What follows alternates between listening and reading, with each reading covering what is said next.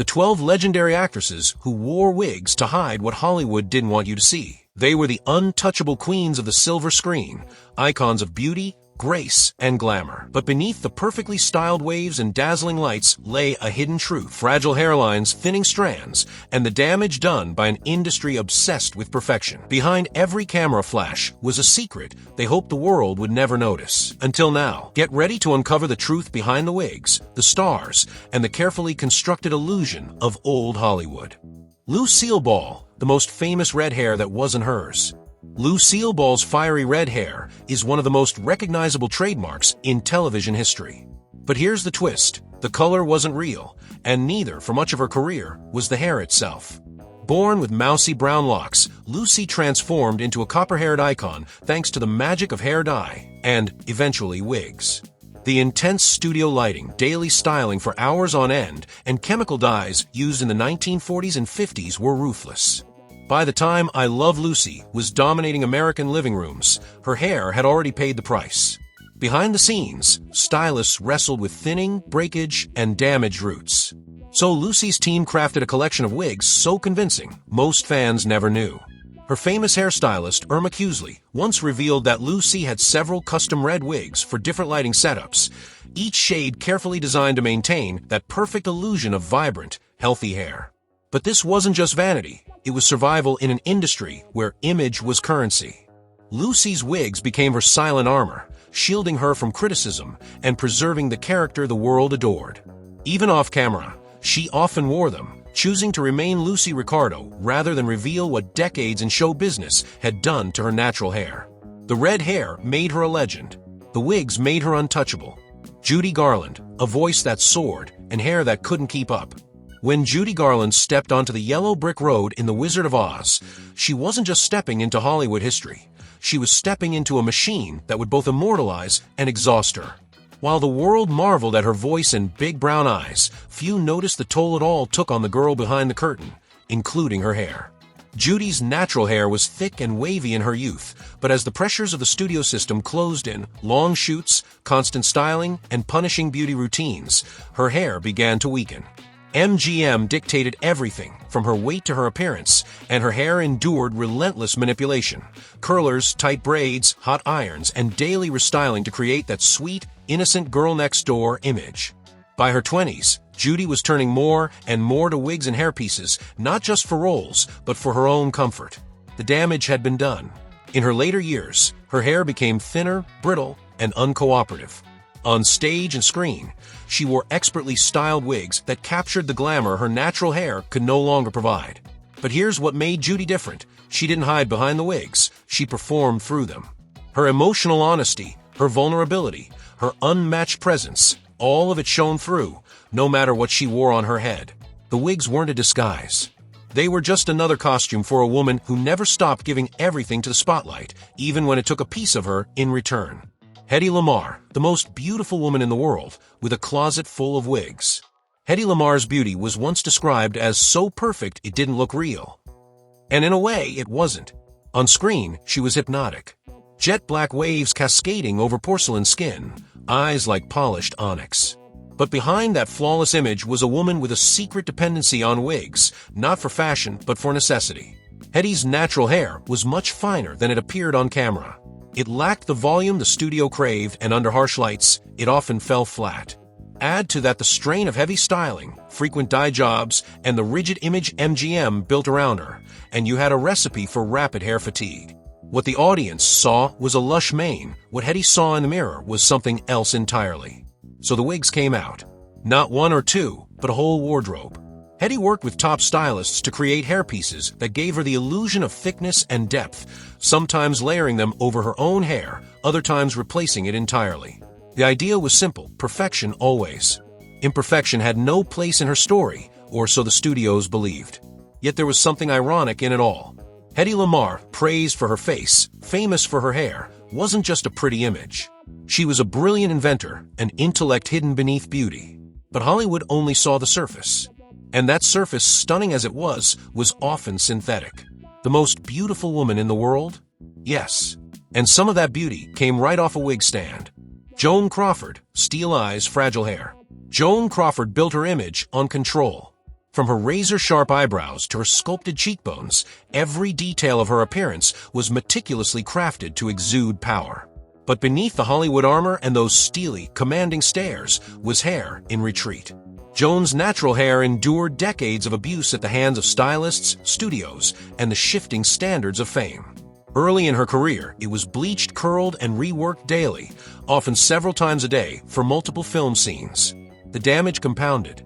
By the 1950s, her once lush hair had begun to thin noticeably. The solution? Wigs, lots of them. She didn't just wear wigs on screen. She wore them in interviews, on red carpets, even at home. Always tailored, always sculpted to frame her face just right. Joan didn't see them as cover-ups. She saw them as tools. Extensions of her image. The hairstyle became a silhouette, bold, tight curls or dramatic waves, designed not just to distract but to dominate. But here's the fascinating part. Even in private, Crawford was rarely seen without one of her signature wigs. Vanity? Perhaps. But also vulnerability. For a woman who had clawed her way from the chorus line to Oscar glory, image was survival. Her wigs weren't just about hiding bad hair. They were about maintaining power in a business that took more than it gave. Underneath every perfectly placed strand was a woman who refused to let time or truth define her. Bette Davis. Hair that couldn't keep up with her fire. Bette Davis had a face that could freeze a room and a voice that could cut glass. She didn't just act, she confronted, challenged, and dared you to look away. But while her performances burned with raw electricity, her hair often couldn't handle the heat. In her early years, Betty's natural hair was thick, soft brown, and adaptable, just what the studios needed. But Davis wasn't just any actress. She demanded roles that pushed boundaries, and that meant frequent transformations, drastic dye jobs, heavy wigs, brutal styling sessions, and little time for recovery between roles. By the 1940s, her hair was beginning to thin, exhausted by the pace of a woman who simply never stopped. Bette embraced wigs not as a cover, but as an evolution. In films like All About Eve, her wig became part of the performance, an accessory with purpose. And as she aged, the wigs became more essential, even off-screen. Elegant bobs, towering updos, and tightly styled waves became her trademark looks, often more synthetic than natural. But she didn't pretend otherwise. Bette Davis never played the Hollywood illusion game. She knew the business was obsessed with youth and surface perfection. So in true Davis fashion, she took control. She chose her wigs the way she chose her roles, bold, deliberate, unapologetic. Underneath them was a woman who knew exactly who she was and didn't give a damn if you liked it. Vivien Leigh, beauty built on glass. Vivien Leigh was ethereal, so beautiful it felt almost unreal. As Scarlett O'Hara, she lit the screen on fire. As Blanche DuBois, she unraveled before our eyes. But behind that haunting elegance was a woman as fragile as she was fierce, and her hair bore silent witness to the storm within. Vivien's natural hair was dark, fine, and naturally wavy, but wasn't built for the demands of the screen. In Gone with the Wind, her hair was styled, steamed, and set daily under scorching lights. When it couldn't deliver the drama, the studio didn't hesitate. They brought in wigs. Lavish, heavy, custom-made masterpieces. And it didn't stop there. As her life off-screen grew more complex, the toll on her body and her hair became harder to hide. Health issues and intense periods of stress led to thinning, breakage, and the need for more and more hair pieces. But Vivien never complained. She wore each wig with the same grace she gave her most iconic roles. There's something deeply poetic in it all. A woman praised for her beauty, yet quietly relying on something artificial to maintain it. Vivien understood the contradiction. She once said, "I'm not a film star. I'm an actress." And yet, the world demanded both. The wigs she wore weren't just for vanity. They were shields, delicate armor for a woman fighting battles behind a mask of perfection. Glass may shimmer, but it cracks under pressure. Vivien Leigh shone until the very end. And under every shimmering wave of hair was quiet resilience. Mae West, the blonde bombshell who never took off her wig. Mae West didn't just walk into a room. She entered, all hips, wit, and platinum hair. She was a one-woman show, dripping with confidence and double entendres. But if you ever wondered how her hair looked so perfectly sculpted day or night, the answer is simple. You never actually saw her real hair. Mae West was rarely, if ever, seen without a wig. Long before it was common practice, she had embraced the art of the hairpiece and turned it into a signature. But this wasn't just about fashion. It was necessity. Her natural hair, reportedly thin and sparse from a young age, couldn't live up to the sensual bombshell image she had so carefully cultivated. Years of bleach, backcombing, and showbiz stress only made things worse. So May took matters into her own perfectly manicured hands, literally. She hand-picked her wigs, often styling them herself, and demanded they be part of her on-set look from the moment she became a star. Unlike many of her peers, she didn't hide the fact. In fact, she liked the control. Her wigs weren't just hair, they were personas. With a change of curls, she could go from sultry siren to steel-willed queen. And the real May? That was nobody's business but hers. In a town obsessed with youth and natural beauty, Mae West proved you didn't need to be either to own the room. You just needed attitude and a damn good wig. Rita Hayworth, the hairline that launched a legend. Rita Hayworth was the fantasy. The slow-motion hair flip. The sultry eyes beneath a curtain of auburn waves. In the 1940s, she redefined sex appeal, but what few people knew was that everything about her iconic look was carefully engineered, starting with her hair. Rita wasn't born a redhead. She wasn't even born Rita Hayworth. As Margarita Cancino, she entered Hollywood with thick, raven black hair and a dancer's poise. But the studios didn't want ethnicity, they wanted glamour. So they reshaped her. Literally. To transform her appearance, Rita underwent a painful procedure to raise her naturally low hairline, electrolysis week after week to burn away follicles and sculpt a new frame for her face. Then came the bleaching, the curling, the hours under hot irons. Her once dark locks were turned into that famous reddish glow, fiery on screen, but quietly destructive behind the scenes. The damage was cumulative. By the time she was a household name, her hair was weakened, brittle, and unreliable under studio lights. So wigs stepped in seamlessly, invisibly. They weren't just for convenience, they were the only way to preserve the illusion. And Rita understood illusion better than most. She once said, "Men go to bed with Gilda and wake up with me." It was never just about hair. It was about the persona people wanted to see. Behind the cascading curls was a woman remade for the screen, strand by strand. And when her real hair couldn't keep up, Hollywood made sure the fantasy never missed a beat. Elizabeth Taylor, the crown of a queen and a closet of wigs. Elizabeth Taylor was born to be seen. Violet eyes, flawless skin, and that unmistakable presence. She didn't just play queens, she embodied them. But even royalty has its secrets, and behind the diamonds and tiaras was a woman who often relied on wigs to maintain her image of effortless beauty. As a child star, Liz had famously thick, dark hair, so lush, it naturally grew in double rows of eyelashes, a rare genetic trait that only added to her mystique. But the years weren't always kind. Decades in the spotlight, harsh studio styling, and numerous health battles, including serious illnesses and surgeries, took a toll on her once envied hair. By her 30s and 40s, Taylor increasingly wore wigs both on and off screen.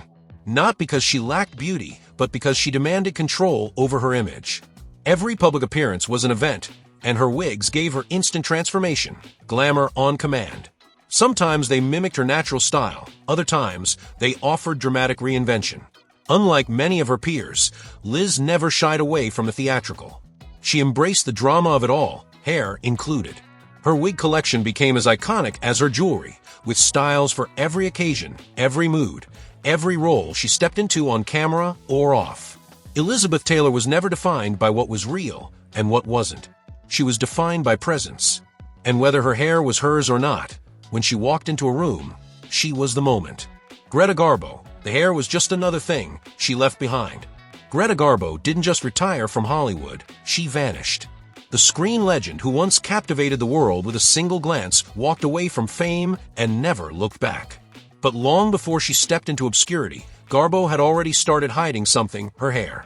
Known for her sleek, sculptural beauty, Garbo was often cast as the enigmatic woman, the untouchable goddess with ice-blonde hair and shadowed eyes. But that sculpted perfection came at a price. Her natural hair, fine and unremarkable by Hollywood standards, couldn't withstand the relentless demands of 1930s film production. Bleach, hot rollers, and endless reshoots under blistering lights left her strands damaged, brittle, and thinning. By her later films, wigs had become a quiet necessity. Not dramatic ones, no towering starlet styles, but subtle, expertly crafted pieces that gave her the volume and structure the camera demanded.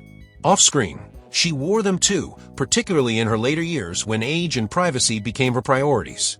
Garbo never chased glamour. In fact, she resented it. She wore wigs not to impress, but to disappear.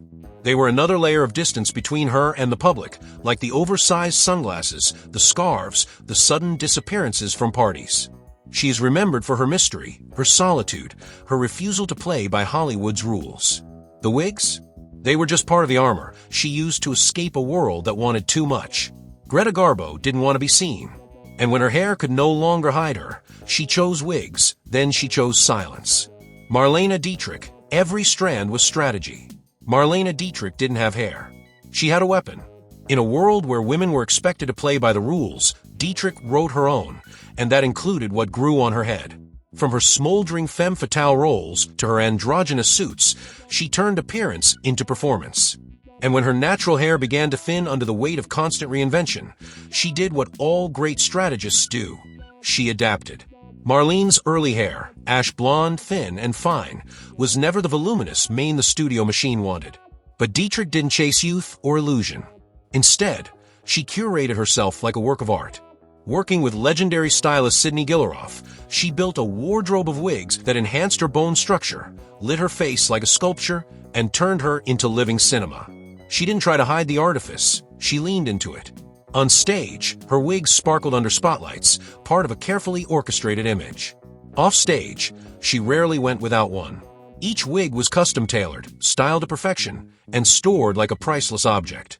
Even into her later years, as her natural hair thinned further, Dietrich refused to relinquish the image. She didn't soften. She sharpened.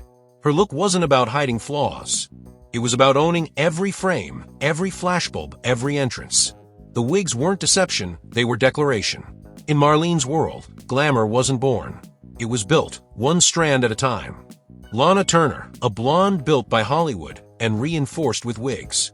Lana Turner didn't audition for stardom, it found her. One afternoon at a soda fountain, she was discovered, and overnight, a legend was born. With her platinum curls, velvet voice, and come-hither stare, Lana became the very image of a Hollywood bombshell. But what the world didn't see, what the cameras never caught, was the quiet war happening beneath those curls. Lana's natural hair was a soft chestnut brown, lovely but ordinary by 1930s standards. Hollywood wanted extraordinary. So her transformation began. Intense bleaching, near daily heat styling, and the sculpting of her now iconic golden waves. It worked. On screen, she was luminous. Off screen, her hair was another story. Years of chemical treatments left it weak and brittle. Her once full locks thinned, and breakage became constant. So the wigs arrived, not as flashy accessories, but as silent necessities. Blonde always. Carefully styled, designed to mimic the dream she had become. What's striking about Lana is how seamlessly the wigs blended into her life.